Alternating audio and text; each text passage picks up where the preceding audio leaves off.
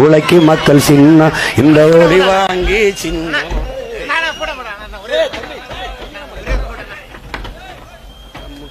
ஒரு நொடி பொழுது ஒரு தொண்டனுக்கு நேரம் ஒதுக்காத தலைவனை பாருங்க.